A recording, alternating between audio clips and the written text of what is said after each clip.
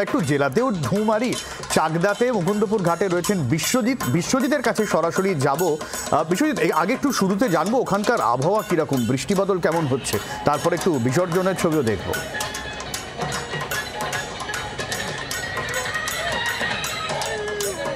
হ্যাঁ দেখো সব্যসাচী, সেটা হচ্ছে যে আবহাওয়া দপ্তরের যে পূর্বাভাস ছিল যে সে বৃষ্টি নবমীর দিন থেকে বৃষ্টি শুরু হবে, সেই অক্ষরে অক্ষরে পালন একেবারে সেটা কেটে গেছে সেটা বলা যেতেই পারে। গতকাল রাত্রির থেকে এখানে নদিয়ার সর্বত্রই প্রায় আকাশে গতকাল রাত্রির থেকে একদম বৃষ্টি হয়ে গেছে। দেখো সকালবেলায় মায়ের দশমীর যে পুজো, সেই পুজো শেষ হয়েছে এবং ইতিমধ্যেই যে সমস্ত বনেদি বাড়ি বা বাড়ির যে পুজোগুলো রয়েছে সেখানে এই গঙ্গার ঘাটে, চাকদার এই মুকুন্দনগর ঘাটে সেখানে একে একে বিসর্জনের পর্ব শুরু হয়েছে। আমরা অনেকক্ষণ ধরে দাঁড়িয়ে আছি এবং ইতিমধ্যেই আমরা যেটা দেখলাম যে এখনও পর্যন্ত 4টা থেকে 5টার মতো ঠাকুর যে নদিয়ার চাকদা, পাশাপাশি শান্তিপুর, রানাঘাট সহ বিভিন্ন এলাকাতে ঠাকুর ভাসান চলছে। তবে দেখো যেহেতু এখানে একটা সমস্যা রয়েছে যে গঙ্গা যেহেতু অনেকটা যে শহরাঞ্চলের থেকে অনেকটা দূরেই, এখানে বহু মানুষ তারা কখনো টোটো করে, ভ্যানে করে বা লরিতে করে নিয়ে এসে এখানে প্রতিমা নিরঞ্জন করছেন। তবে একটাই যেটা সমস্যা সেটা হচ্ছে যে অয়ন যেটা বলছিল যে গঙ্গা দূষণের একটা কিন্তু সমস্যা রয়েই গেছে। যে এখানে কোনো প্রশাসনের নিরাপত্তা বলতে ডিজাস্টার ম্যানেজমেন্টের 2 জন কর্মী তারা সর্বক্ষণ এখানে রয়েছেন পাহাড় দেওয়ার জন্য। ইতিমধ্যে আমরা যেমন দেখতে পাচ্ছি একে একে প্রচুর ঠাকুর এই গঙ্গাতে আসে এসে নিরঞ্জন করবে বলে তারা এগিয়ে আসছে। এবং তার সাথে সাথে আরও একটা বলার গেলে সেটা হচ্ছে যে আরও একটা বছরের অপেক্ষা। সব্যসাচী, একদমই বিশ্বজিৎ, সঙ্গে থাকো। একটু ভবানন্দর কাছে যাই, রায়গঞ্জেও যাই, সেখানকার আবহাওয়া কীরকম? কারণ এখানেও কিন্তু বলা হয়েছিল যে এই যে বৃষ্টিটা, নিম্নচাপটা হবে সেটা কিন্তু 2 বঙ্গের জন্য, উত্তরবঙ্গ দক্ষিণবঙ্গ 2 বঙ্গেই কিন্তু বৃষ্টিপাতের পূর্বাভাস আগে থেকে ছিল। ফলে এই জায়গায় দাঁড়িয়ে ভবানন্দ যেখানে রায়গঞ্জ অনুশীলনীতে রয়েছে সেখানকার আবহাওয়াটা কীরকম এই মন খারাপের দশমীতে? ভবানন্দের কাছ থেকে জানি। ভবানন্দ, সেটা আমি যেখানে আছি সেই জায়গাটা সংমিশ্রণ, অর্থাৎ অয়নদা যেমনটা দেখাচ্ছিলেন বা যেমনটা প্রবীর দেখাচ্ছিল বা বিশ্বজিৎ যে ঘাটে নিরঞ্জন চলছে, আর আমি যেখানে আছি এটা অনুশীলনী ক্লাবের পুজো মণ্ডপ।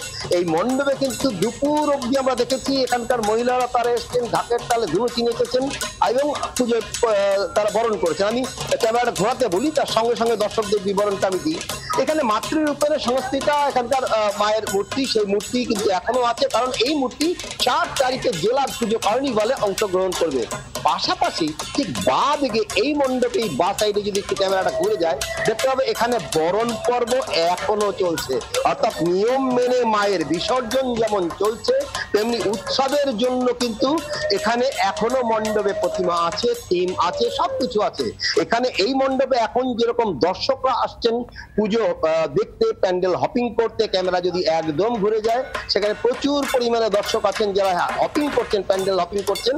তারা যেমন আছেন তেমনি এখানে তারাও আছেন যারা এখানে বিসর্জনের যে কাজ, মায়ের যে বরণ করার কাজ, সেই রীতি নীতি, যে বাঙালিদের নীতি, সবকিছু মানার জন্য তারা এখানটায় আছেন।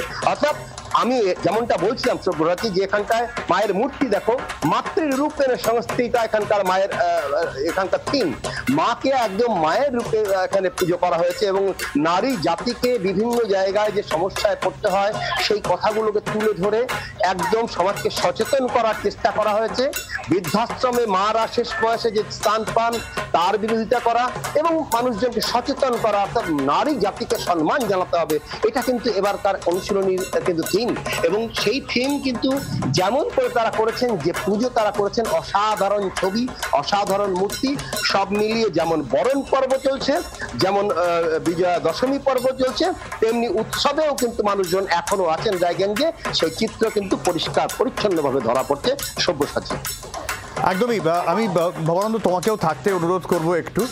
আমাদের সঙ্গে 4 প্রতিনিধি যেরকম ছিল, প্রবীর, অয়ন, ভবানন্দ এবং বিশ্বজিৎ, আমরা আরেকবার ঢু মারবো তাদের কাছে, কারণ আমরা পুরো দশমীর আবহে রয়েছি এবং ভবানন্দের মাধ্যমে তো আমরা একটু ঠাকুরও দেখে নিলাম, রায়গঞ্জের ঠাকুর, এবং দেখাচ্ছি আমরা শোভাবাজার থেকে, বাগবাজার থেকে, মুর্শিদাবাদ কিংবা নয়াদিল্লি, কোচবিহার, সর্বত্র দশমীর আবহে সিঁদুর খেলা, মাকে বিদায় জানানোর পালা।